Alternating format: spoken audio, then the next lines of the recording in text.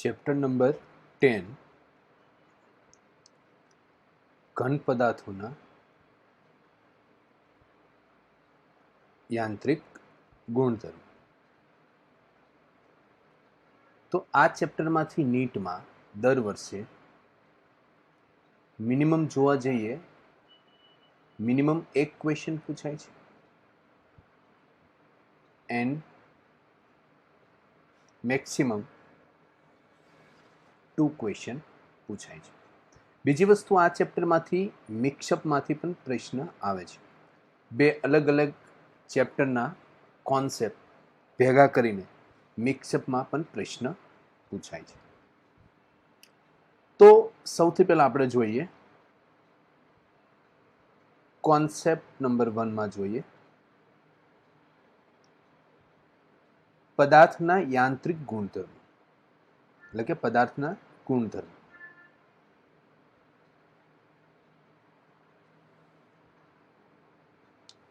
તો એમાં આપણે ફર્સ્ટ જોઈએ સ્થિતિસ્થાપક પદાર્થ કોને કહેવાય.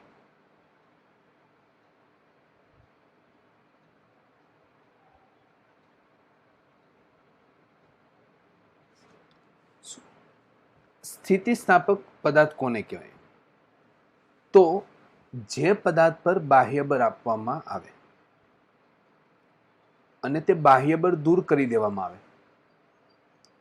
ત્યાં તે ફરીથી પોતાનો મૂળભૂત આકાર પ્રાપ્ત કરે તો તેવા પદાર્થને શું કહેવામાં આવે છે? સ્થિતિસ્થાપક પદાર્થ.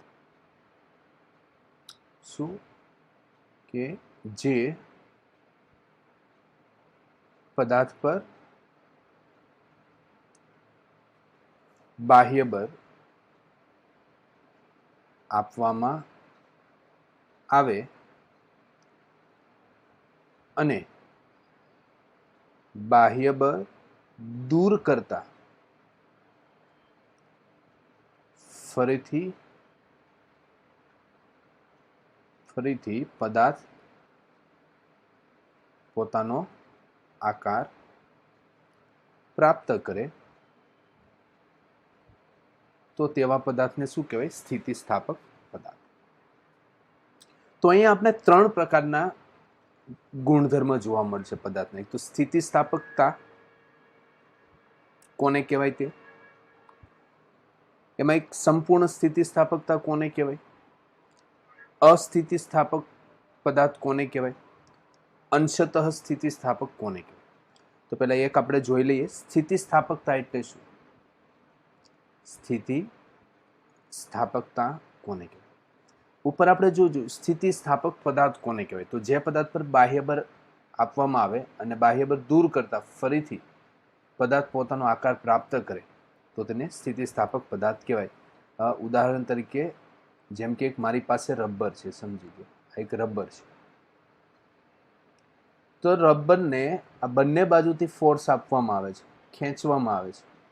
ખેંચવામાં આવે તો રબર કેવું થશે? લાંબુ થશે. બરાબર છે. આ રીતના રબર શું થશે? લંબાઈમાં વધારો થશે.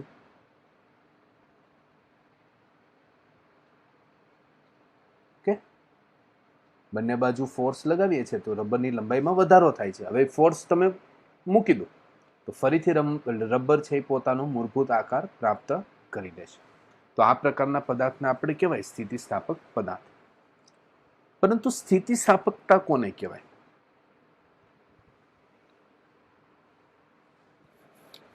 સ્થિતિસ્થાપકતા એટલે શું? તો પદાર્થનો એવો ગુણધર્મ કે એને બાહ્ય બળ આપ્યા પછી જો દૂર કરવામાં આવે તો તે ફરીથી પોતાનો મૂળભૂત આકાર અથવા તો કદ પ્રાપ્ત કરે. તો પદાર્થના આવા ગુણધર્મને શું કહેવામાં આવે છે? સ્થિતિસ્થાપક. શું? પદાર્થનો એવો ગુણધર્મ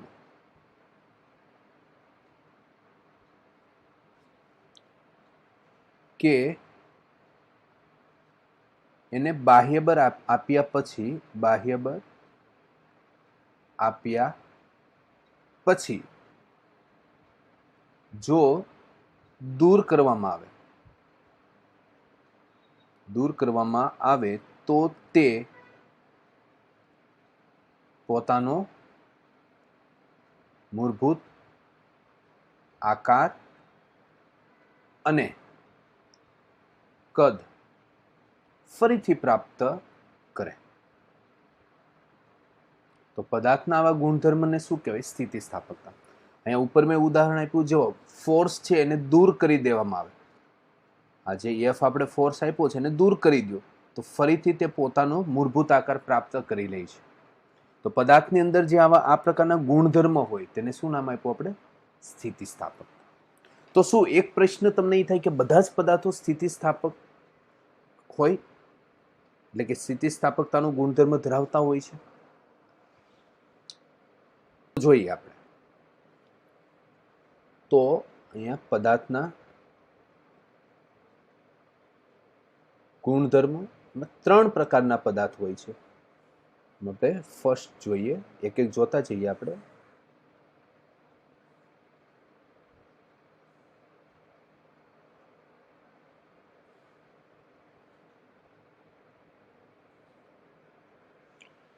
સંપૂર્ણ સ્થિતિસ્થાપકતા કોને કહેવાય? સંપૂર્ણ સ્થિતિસ્થાપકતા.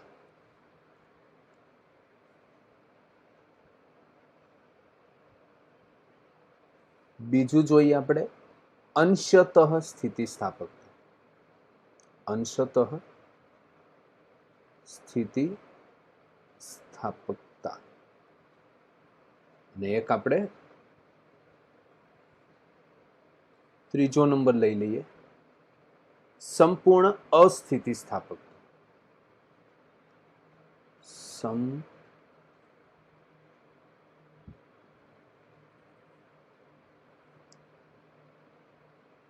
સંપૂર્ણ અસ્થિતિસ્થાપકતા. તો સંપૂર્ણ સ્થિતિસ્થાપકતા કોને કહેવાય? અંશતઃ સ્થિતિસ્થાપકતા કોને કહેવાય? અને સંપૂર્ણ અસ્થિતિસ્થાપકતા કોને કહેવાય? ઓકે, તો તેના વિશે આપણે જોઈએ.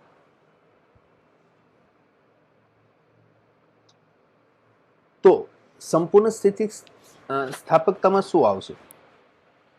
તો વિરૂપક બળ એટલે કે બાહ્ય બળ દૂર કરતા પદાર્થ પોતાનો મૂળભૂત આકાર ફરી પ્રાપ્ત કરે. તો પદાર્થના આવા ગુણધર્મને શું કહેવાય? સંપૂર્ણ સ્થિતિસ્થાપક. તો કરે તો પદાર્થના આવા ગુણધર્મોને શું કહેવાય? સંપૂર્ણ સ્થિતિસ્થાપક. ને આવા પદાર્થને શું કહેવાય? સંપૂર્ણ સ્થિતિસ્થાપક પદાર્થ. આવા પદાર્થને સંપૂર્ણ સ્થિતિસ્થાપક કહે છે. એમાં ઉદાહરણ તરીકે શું આવશે? રબર. જેમ કે આપણે આ એક રબર લઈએ છીએ. હવે આ રબર છે, લંબાઈ L છે, સમજી લો. રબર બેન્ડ આવે છે ને, રબર બેન્ડ તમને ખ્યાલ છે, રબર બેન્ડ. હવે આ રબર છે એને આ બંને બાજુ આપણે ફોર્સ લગાવીએ છીએ તો શું થાય? એની લંબાઈમાં વધારો થશે. એની લંબાઈમાં શું થયો? વધારો. ઓકે, બંને બાજુ આપણે F ફોર્સ આપીએ છીએ એટલે લંબાઈમાં વધારો થયો. હવે ફરીથી આ બંને ફોર્સ તમે આપવાનું બંધ કરી દો, છોડી દો, તો ફરીથી તે પોતાનો મૂળભૂત આકાર પ્રાપ્ત કરી લેશે. તો આ પ્રકારના પદાર્થ હોય એને શું? સંપૂર્ણ સ્થિતિસ્થાપક કહેવામાં આવે છે. ને પદાર્થ જે આ ગુણધર્મ ધરાવે છે એને શું? સંપૂર્ણ સ્થિતિસ્થાપકતા કહેવાય. ઓકે, વિરૂપક બળ એટલે કે બાહ્ય બળ. હવે આપણે વાત કરીએ અંશતઃ સ્થિતિસ્થાપક પદાર્થ કોને કહેવાય? તો અહીંયા આપણે વિરૂપક બળ એટલે કે બાહ્ય બળ દૂર કરતા પદાર્થ પોતાનું મૂળભૂત આકાર અંશતઃ પ્રાપ્ત કરે, અંશતઃ પ્રાપ્ત કરે તો પદાર્થના આવા ગુણધર્મને શું કહેવાય? અંશતઃ સ્થિતિ સ્થાપકતા. અને આવા પદાર્થને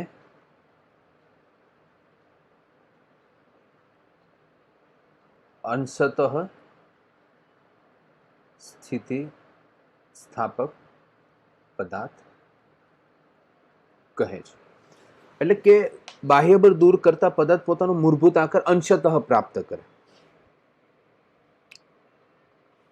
તો પદાર્થના આવા ગુણધર્મને અંશતઃ સ્થિતિસ્થાપકતા કહેવાય. અને આ પ્રકારના પદાર્થને અંશતઃ સ્થિતિસ્થાપક પદાર્થ કહેવામાં આવે છે. જેમ કે ઉદાહરણ તરીકે લઈ લ્યો આપણે પ્લાસ્ટિક.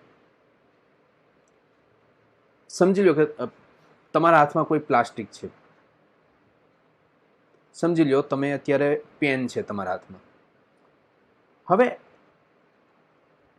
આ પેન છે, બરાબર છે, તો પેનને આ રીતના થોડુંક ખેંચવામાં આવે અથવા તો બેન્ડ વારવામાં આવે તો જો તે અંશતઃ તેનો મૂળભૂત આકાર પ્રાપ્ત કરશે, સંપૂર્ણ નહીં કરે. તમારે જે તમારા હાથમાં પેન હોય, બરાબર, પેનનું ઢાંકણ છે એને તમે થોડુંક આમ ખેંચો અથવા પેનને ખેંચો તો એનો આકારમાં ફેરફાર થશે. હવે બાહ્ય બળ છોડી દેવામાં આવશે તો એ ફરીથી તેનો મૂળભૂત આકાર પ્રાપ્ત થતો નથી, અંશતઃ પ્રાપ્ત થાય છે. તો આ પ્રકારના પદાર્થને અંશતઃ સ્થિતિસ્થાપક પદાર્થ કહેવામાં આવે છે.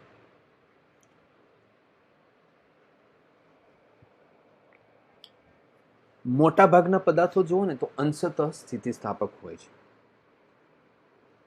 ક્લિયર?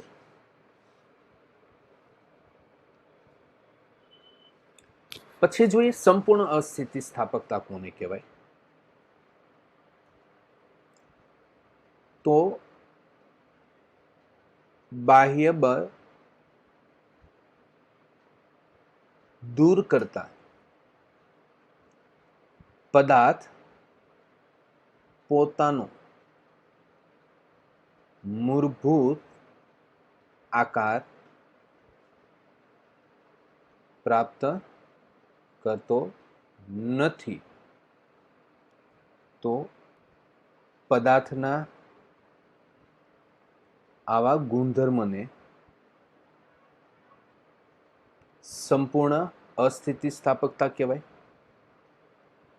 ને આવા પદાર્થને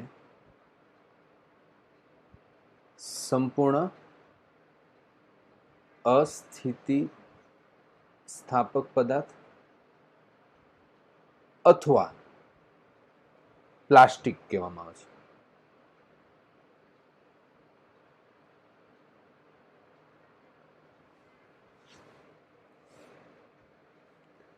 હવે અહીંયા જો અહીંયા તમને ખ્યાલ હોય ઉદાહરણમાં શું આવશે તો લોટ.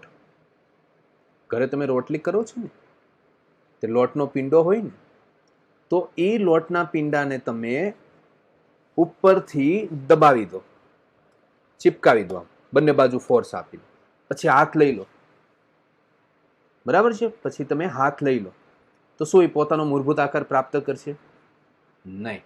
તો આ પ્રકારના પદાર્થને શું કહેવામાં આવે છે? સંપૂર્ણ અસ્થિતિસ્થાપક પદાર્થ. ક્લિયર છે?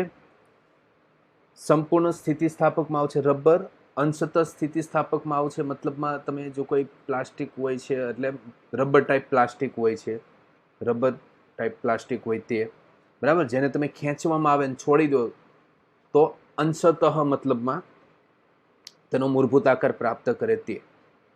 ને સંપૂર્ણ અસ્થિતિસ્થાપકતાની વાત કરું, બરાબર છે, ઉદાહરણમાં તો લોટ એનો પિંડો, બરાબર છે, માટીનો પિંડો એને તમે બંને બાજુ ફોર્સ આપો, છોડી દો, તો તેનો આકાર જેવો હોય છે તેવો જ રહેશે, એનો મૂળભૂત આકાર પ્રાપ્ત કરી શકશે નહીં. તો તેને શું કહેવાય? સંપૂર્ણ અસ્થિતિસ્થાપક અથવા પ્લાસ્ટિક પણ કહી શકાય. એ પદાર્થને પ્લાસ્ટિક પદાર્થ કહી શકાય. ઓકે, તો ક્લિયર છે? 3 પ્રકારના ગુણધર્મો હોય છે. હવે આપણે પેલા બેઝિક વસ્તુ જોઈએ આપણે ગુણધર્મમાં. પુનઃસ્થાપક બળ કોને કહેવાય? કારણ કે એનો આપણે અહીંયા યુઝ આવશે.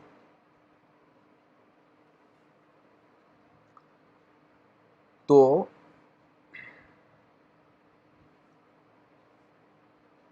પુનઃસ્થાપક બળ આપણે સમજવા માટે સ્પ્રિંગનું એક્ઝામ્પલ લઈશું. કયું એક્ઝામ્પલ? સ્પ્રિંગ થ્રુ આપણે સમજીશું. આ એક સ્પ્રિંગ છે, સમજી લો.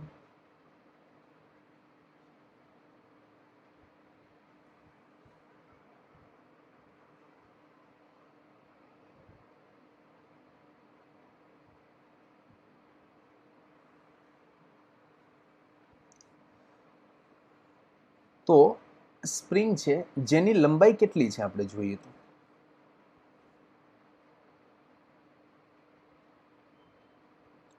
x લંબાઈ છે. હવે સ્પ્રિંગ છે ને એ અહીંયા દ્રઢ આધાર સાથે બાંધેલી છે. એનો એક છેડો અહીંયા દ્રઢ આધાર સાથે છે અને એક લીસી સપાટી પર મૂકેલી છે, બરાબર છે. હવે તમે એફ એક્સટર્નલ ફોર્સ આપો છો, બરાબર છે, એને ખેંચો છો, તો શું થાય છે એ જોઈએ આપણે. એફ એક્સટર્નલ ફોર્સ આપવામાં આવે તો શું થાય છે?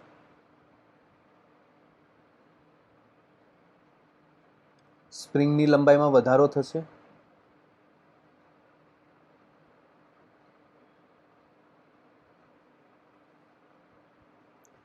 ઓકે, તો સ્પ્રિંગની લંબાઈમાં કેટલો વધારો થાય છે? તમે જોયું તો સ્પ્રિંગની લંબાઈમાં ડેલ્ટા એક્સ જેટલો શું થાય છે? વધારો. કયું ફોર્સ આપ્યું તમે? બાહ્ય બળ. એક્સટર્નલ ફોર્સ એટલે કે બાહ્ય બળ આપવાનું છે. ક્લિયર? આકૃતિ ઉપરથી તમને સ્પષ્ટ ખબર પડે છે કે સ્પ્રિંગ છે, બરાબર છે, જેની લંબાઈ એક્સ છે, એને બાહ્ય બળ આપવામાં આવે છે તો સ્પ્રિંગની લંબાઈમાં વધારો થાય છે. વધારો કેટલો થાય છે? Delta x. તો સ્પ્રિંગની કુલ લંબાઈ જોવા જઈએ તો કેટલી થશે? X plus delta x.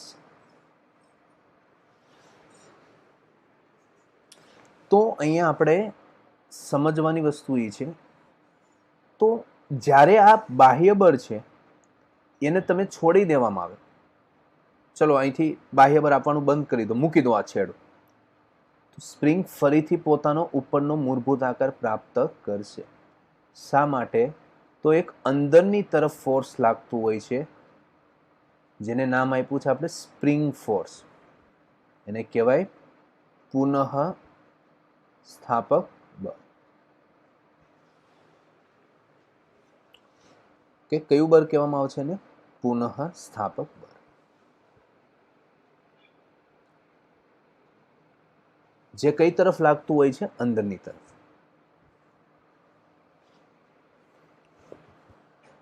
તો એવું નથી, આ આપણે આ સ્પ્રિંગને આપણે બહારની તરફ ખેંચી છે. જો સ્પ્રિંગને દબાવવામાં આવે, એક બીજું આપણે એક્ઝામ્પલ લઈ લઈએ આમાં જ.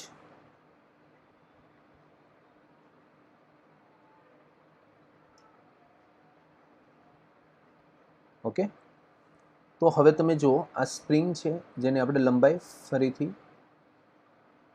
ઓકે, આપણે અહીંયા નીચે જ જોઈ લઈએ, બરાબર છે, એટલે તમને પણ ખ્યાલ આવી જાય.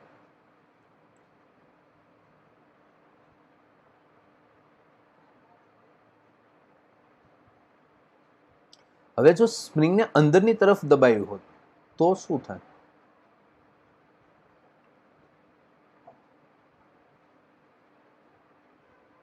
બાહ્ય બળ કઈ તરફ આપ્યું હોત? આપણે અંદરની તરફ.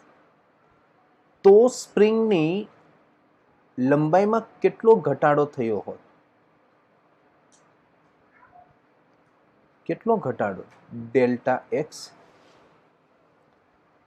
તો અહીંયા પુનઃસ્થાપક બળ કઈ તરફ લાગે? એટલે સ્પ્રિંગને બાહ્ય આ કન્ડિશનમાં ફર્સ્ટ કન્ડિશન, સેકન્ડ, થર્ડ, ત્રીજી કન્ડિશનમાં આપણે બાહ્ય બળ કઈ તરફ આપ્યું છે? અંદરની તરફ. તો સ્પ્રિંગ ફોર્સ કઈ તરફ લાગશે? બહારની તરફ. FSP, જેને શું નામ આપ્યું આપણે? કયું કહેવાય? પુનઃ સ્થાપક બળ. બોલો, આ ક્લિયર છે? તો અહીંયા કોન્સેપ્ટમાં તમને એ પણ સમજાવી દઉં કે F એક્સટર્નલ બાહ્ય બળ છે કોના સમપ્રમાણ હોય છે? Delta x. ઓકે, જો એક તો નક્કી છે, જે દિશામાં તમે બાહ્ય બળ લગાવો છો એ જ દિશામાં સ્થાનાંતર થાય છે સ્પ્રિંગ. ઓકે, તો આ અચળાંક દૂર કરવામાં આવે તો શું આવશે? K into delta x. પરંતુ પુનઃસ્થાપક બળની વાત કરીએ, spring force પ્રપોઝનલ minus delta x કહેવાય. શા માટે? કારણ કે સ્થાનાંતર બહારની તરફ થાય, વિરુદ્ધ દિશામાં થાય છે. સ્થાનાંતર બહાર તરફ, સ્પ્રિંગ ફોર્સ અંદર તરફ લાગે. આ કન્ડિશનમાં સ્થાનાંતર અંદર તરફ, તો સ્પ્રિંગ ફોર્સ બહારની તરફ લાગે. એટલે બંનેની દિશા કેવી છે? વિરુદ્ધ દિશા છે. બરાબર છે? કેવી દિશા છે? વિરુદ્ધ દિશા છે. તો વિરુદ્ધ દિશા હોવાથી F spring force is equal to minus કે ડેલ્ટા એક્સ લખાય. સમજ પડી? ઓકે, ઘણા વિદ્યાર્થીઓમાં કન્ફ્યુઝન હોય છે કે બાહ્ય બળ લે ત્યારે કેમ ક્યારેક પ્લસ લે, ક્યારેક માઇનસ લે છે, પણ એનું મેઇન કારણ આ છે. ઓકે, તો હવે આપણે નેક્સ્ટ જોઈએ મેઇન ભાગ. કોન્સેપ્ટ નંબર 2 ઉપર ફોકસ કરીએ. કોન્સેપ્ટ 2, સ્ટ્રેસ કોને કહેવાય? એટલે કે પ્રતિબળ કોને કહેવાય?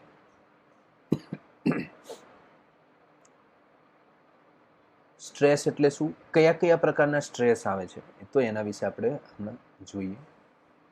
થોડોક આપણે કોઈ ડાયાગ્રામ લઈ લઈએ.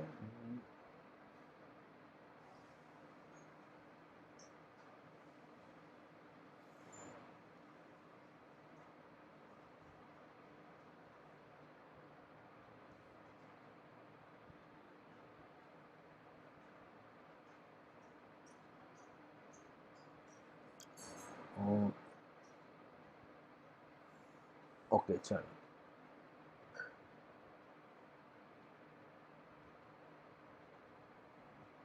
તો એક આપણે ડાયાગ્રામ લઈ લીધું.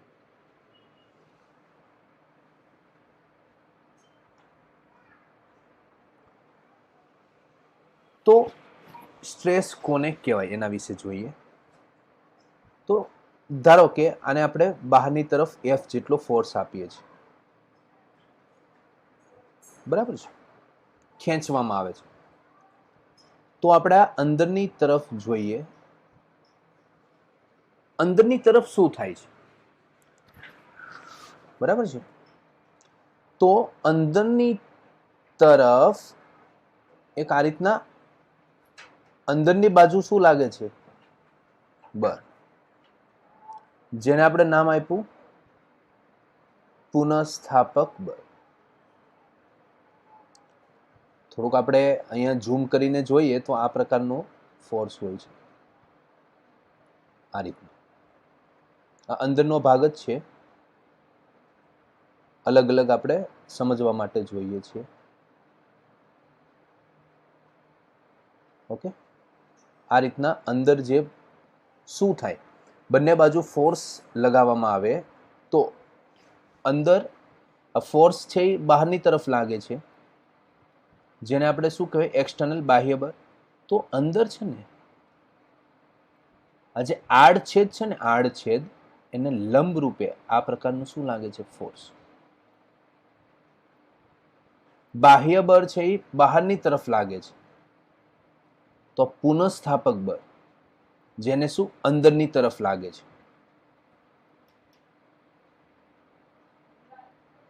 પણ ક્યાં લાગે છે? તો એકમ ક્ષેત્રફળ દીઠ. શું? એકમ ક્ષેત્રફળ દીઠ, જે શું છે? આડછેદ.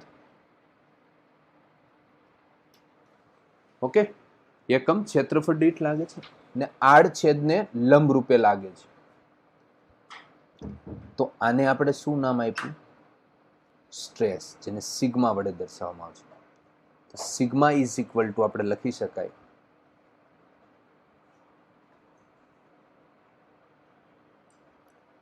તો આડ છેદને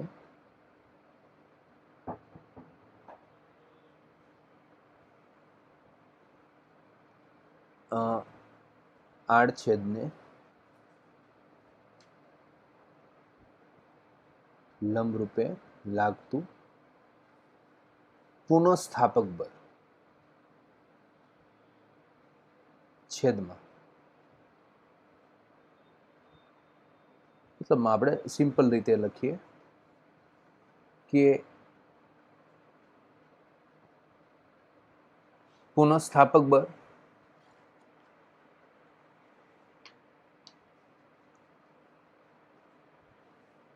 છેદમાં આડછેદનું ક્ષેત્રફળ. તો આને શું નામ આપ્યું આપણે? પ્રતિબળ, જેને સિગ્મા વડે દર્શાવવામાં આવે છે. બોલો, અહીંયા સુધી ક્લિયર છે કોને કહેવાય પ્રતિબળ?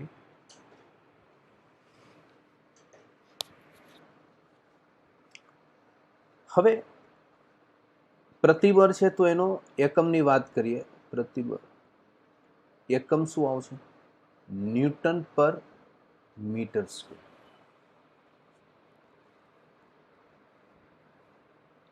પારિમાણિક સૂત્રની વાત કરીએ તો m1 L-1 T-2.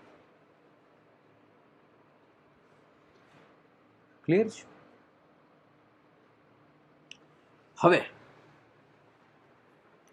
સ્ટ્રેસ છે, પ્રતિબળ છે અને દબાણ છે, એ બંને વચ્ચે બહુ ફરક છે. બંને એક રાશિ નથી. ભલે એના એકમ સમાન હોય, પારિમાણિક સૂત્ર સમાન હોય, પણ બંને રાશિ કેવી છે? અલગ. પ્રતિબળ છે એ કેવી રાશિ છે? અદિશ, સદિશ કે ટેન્સર? તો કઈ રાશિ આવે? ટેન્સર. કારણ કે આ છે અદિશ રાશિ, પણ એની દિશા પણ હોય. પરંતુ સદિશના સરવાળા બાદબાકીનો નિયમનું પાલન થતું નથી, એટલે એને શું કહેવામાં આવે છે? ટેન્સર. હા, તમને એવું બે ઓપ્શન આપ્યા હોય કે પ્રતિબળ છે કેવી રાશિ છે? સદિશ કે અદિશ? તો શું જવાબ આવે? અદિશ. ત્રણ ઓપ્શન આપ્યો હોય, પ્રતિબળ છે કેવી રાશિ છે? સદિશ, અદિશ કે ટેન્સર? તો કઈ રાશિ આવશે? ટેન્સર. ટેન્સર કોને કહેવામાં આવે છે? કે જેની દિશા હોય છે, મૂલ્ય પણ હોય છે, પરંતુ સદિશના સરવાળા બાદબાકીના નિયમનું પાલન થતું નથી, તો એને ટેન્સર કહેવાય. ઓકે,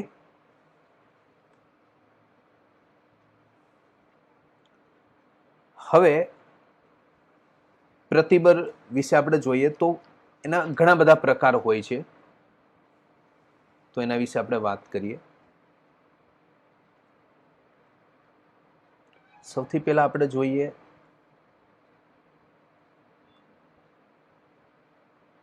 નોર્મલ સ્ટ્રેસ અથવા લોન્જિટ્યુડનલ સ્ટ્રેસ. ગુજરાતીમાં કહીશું એને પ્રતાન પ્રતિબળ. શું કહેવાય? પ્રતાન પ્રતિબળ. ઓકે, તો એના વિશે જોઈએ કોને કહેવાય પ્રતાન પ્રતિબળ.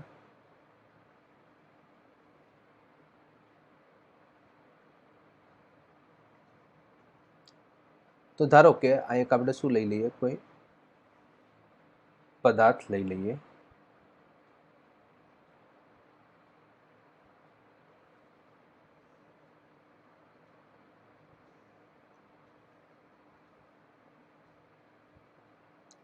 હવે આપણે બંને બાજુ તેના ઉપર શું લગાવીએ? ફોર્સ લગાવીએ છીએ. મને કહ્યું એક બાજુ ફોર્સ લગાવો તો પ્રતિબળ ઉત્પન્ન થાય? અંદર નો થાય. કાં તો બંને બાજુ શું લગાવવો પડે? ફોર્સ. અથવા તો આ જે આધાર છે એ શું હોવો જોઈએ? દ્રઢ. બરાબર છે, ક્લિયર? તો જ અંદર શું ઉત્પન્ન થાય? પ્રતિબળ. તો એને ખેંચવામાં આવે તો અંદરની બાજુ શું ઉત્પન્ન થવાનું છે? પ્રતિબળ. આ રીતના પુનઃસ્થાપક બળ લાગવાનું છે અંદરની તરફ. બીજો એક લઈએ આપણે,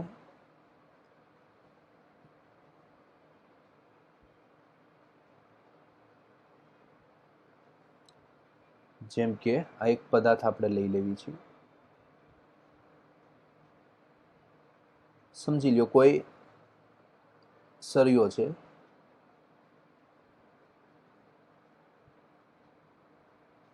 નીચે કોઈ વજન લટકાવેલ છે એમ. તો વજન બર કેટલું લાગશે? એમ જે નીચે તરફ લાગે, આ દ્રઢ આધાર છે. તો આમાં પણ શું અંદર ઉદ્ભવવાનું છે? આ બિંદુ આગળ નીચે તરફ લાગે તો એક અંદરની તરફ શું ઉદ્ભવવાનું છે? પુનઃસ્થાપક બળ. જેને આપણે શું નામ આપ્યું? એકમ ક્ષેત્રફળ દીઠ લાગતું પુનઃસ્થાપક બળ એટલે શું કહેવાય? પ્રતિબળ. તો આ જે પ્રકારના છે જેમાં લંબાઈમાં જ ફક્ત શું થાય છે? વધારો અથવા ઘટાડો. એક એક્ઝામ્પલ આ રીતના પણ આપણે લઈ લઈએ, જેમ કે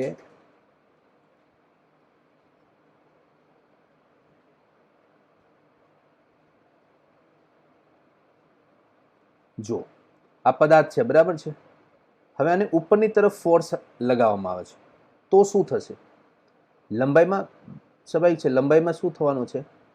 ઘટાડો થશે, બરાબર છે. ઉપરની તરફ ફોર્સ લગાવીએ છીએ તો લેન્થમાં ઘટાડો થવાનો છે. જો કે બીજા પરિમાણમાં પણ વધારો થાય, પણ આપણે પછી જોઈશું. એટલે લંબાઈમાં ઘટાડો થાય છે તો અહીંયા પુનઃસ્થાપક બળ કઈ તરફ? ઉપરની તરફ આ રીતના લાગશે, બહારની તરફ. તો આ જે એકમ ક્ષેત્રફળ દીઠ લાગતું પુનઃસ્થાપક બળ છે એને શું કીધું? પ્રતિબળ. પણ અહીંયા તમે જોયું છે, અહીંયા ફક્ત લંબાઈમાં જ વધઘટ થાય છે તો એને શું કહેવાય? પ્રતાન પ્રતિબળ. તો પ્રતાન પ્રતિબળ છે એના પણ બે ભાગ પડે છે. કેટલા ભાગ? બે. કયા કયા? તો એક તો તણાવ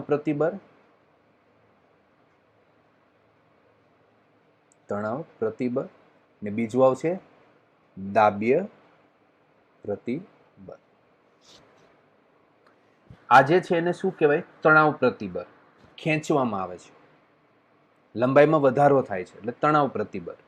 ને આ જે છે એ દબાવવામાં આવે છે, બરાબર છે. તો આને તમે કહી શકો દાબ્ય પ્રતિબળ. ને આ ઉદાહરણ છે તણાવ પ્રતિબળ. ને આ બંનેને કોમન નામ શું આપ્યું આપણે? પ્રતાન પ્રતિબળ. ઓકે, તો આપણે એની વ્યાખ્યા જોઈએ.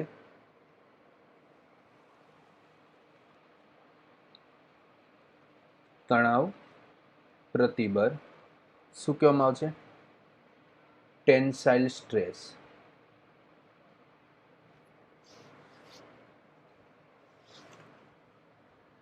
જો કોઈ સળિયા પર બળ આપવામાં આવે તો તેની લંબાઈમાં વધારો થાય તો તેને શું કહેવાય? તણાવ પ્રતિબળ. અને દાબ્ય પ્રતિબળ કોને કહેવાય? એટલે કે કમ્પ્રેસિવ સ્ટ્રેસ.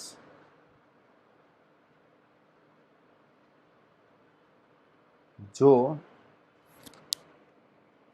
સળિયા પર બાહ્ય બળ એટલે કે બળ લગાવવામાં આવે તો તેની લંબાઈમાં ઘટાડો થાય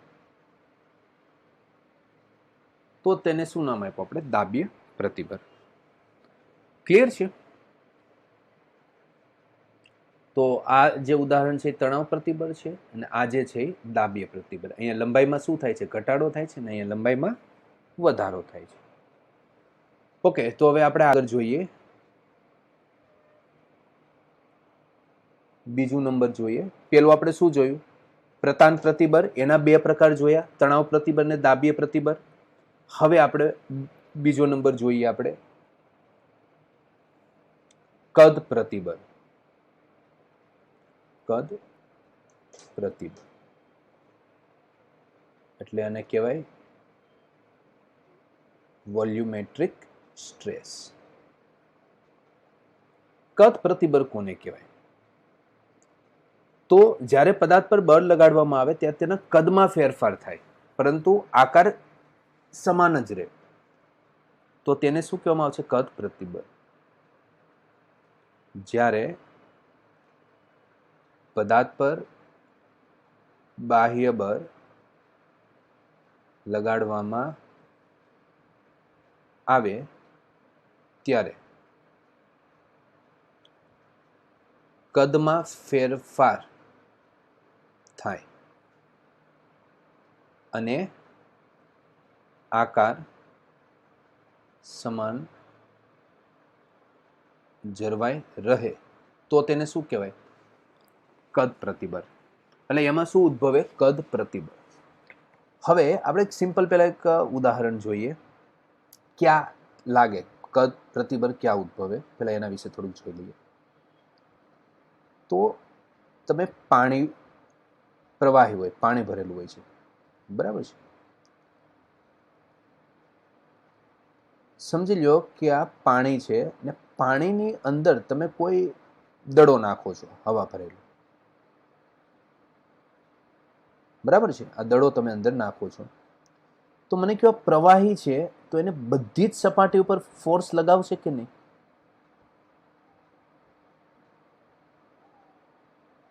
બરાબર, બધી બાજુથી શું લગાવશે? ફોર્સ લગાવશે. તો એના કદમાં થોડોક આંશિક શું થશે? ઘટાડો થશે કે નહીં? બહુ વધુ નહીં, પણ આંશિક. શું થાય? આંશિક ઘટાડો થશે. તો અહીંયા જે અંદર તરફ પ્રતિબળ ઉદ્ભવે ને એને શું કીધું? કદ પ્રતિબળ. જોઈએ આપણે, બરાબર છે, કઈ રીતનું અંદર થાય છે પ્રોસેસ.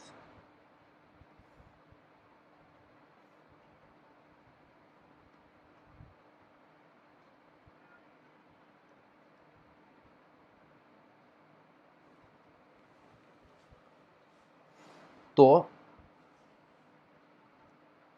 પેલા કદ કેટલું હતું? વી હતું, બરાબર છે. કેટલા ફોર્સ લાગતા હતા? એફ, બહારની સપાટી.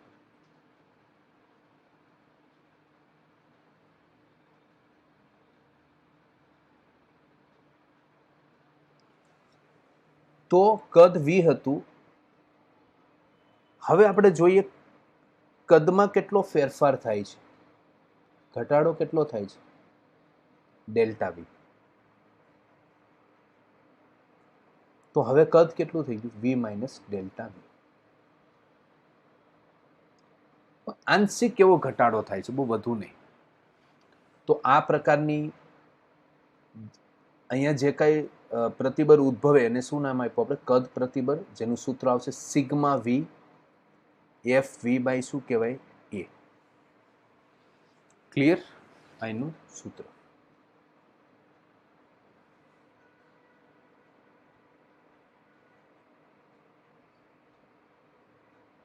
તો અહીંયા ઉદાહરણમાં તમે લખી શકો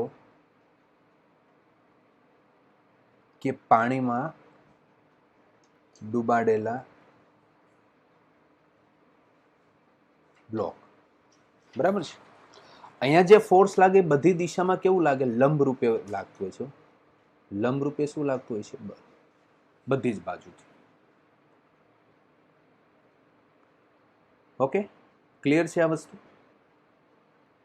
નેક્સ્ટ આપણે જોઈએ થર્ડ, આકાર પ્રતિબળ. અલગ અલગ પ્રકાર છે આકાર પ્રતિબળ, જેને કહેવાય શિયરિંગ, શિયરિંગ સ્ટ્રેસ. શિયરિંગ નો મતલબ છે છોલવું. તમે કોઈ વસ્તુ છોલો ને, તે વસ્તુ. હવે આમાં તમને એક સિમ્પલ એક્ઝામ્પલ આપી દો કઈ રીતના ઉદ્ભવ. તો તમારી પાસે અત્યારે ફિઝિક્સની ટેક્સ્ટ બુક છે,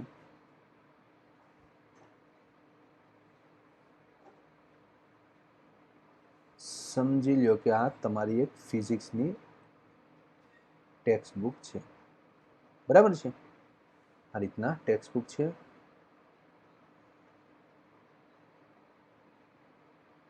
આ બધા પેજ છે એના.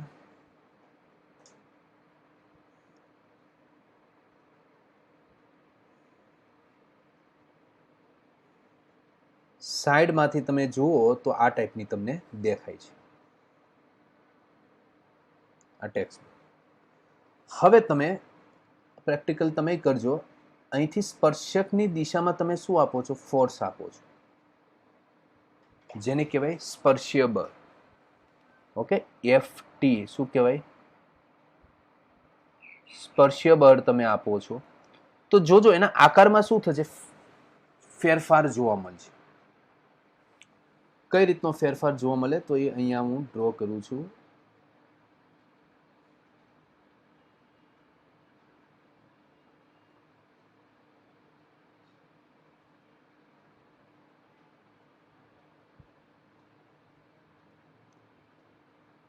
તો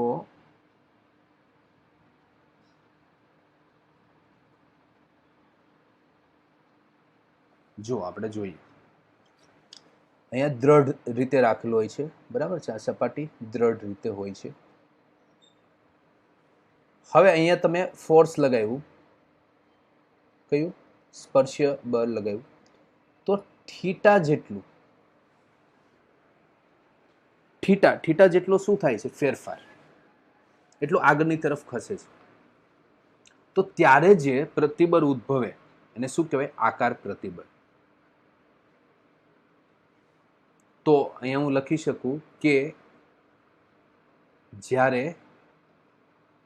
સપાટીને સ્પર્શીય રીતે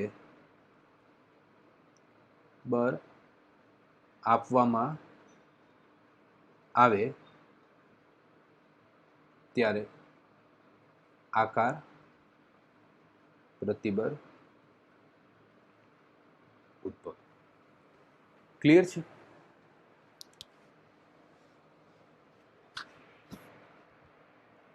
તો આનું સૂત્ર શું આવશે? આકાર પ્રતિબળ સિગ્મા ટી વડે દર્શાવવામાં આવે છે, એટલે FT બાય A આનું સૂત્ર. બોલો, અહીંયા સુધીનું ક્લિયર છે? તો નેક્સ્ટ ટોપિકમાં આપણે જોઈશું કે વિકૃતિ કોને કહેવાય, અને પછી આના રિલેટેડ MCQ આપણે સોલ્વ કરશું. ઓકે, તો અહીંયા સુધીનો ભાગ તમને ક્લિયર હોવો જોઈએ. એકવાર ક્વિક રિવિઝન કરી લઈએ. સ્થિતિસ્થાપક પદાર્થ કોને કહેવાય? સ્થિતિસ્થાપકતા એટલે શું? તો પદાર્થના ગુણધર્મમાં 3 આવે: સંપૂર્ણ સ્થિતિસ્થાપકતા, અંશતઃ સ્થિતિસ્થાપકતા, સંપૂર્ણ અસ્થિતિસ્થાપકતા. પછી પુનઃસ્થાપક બળ કોને કહેવાય? કારણ કે આપણે એની જરૂર પડશે. પછી સ્ટ્રેસ એટલે શું? એના પ્રકારો જોયા આપણે. અલગ અલગ એના શું જોયા આપણે?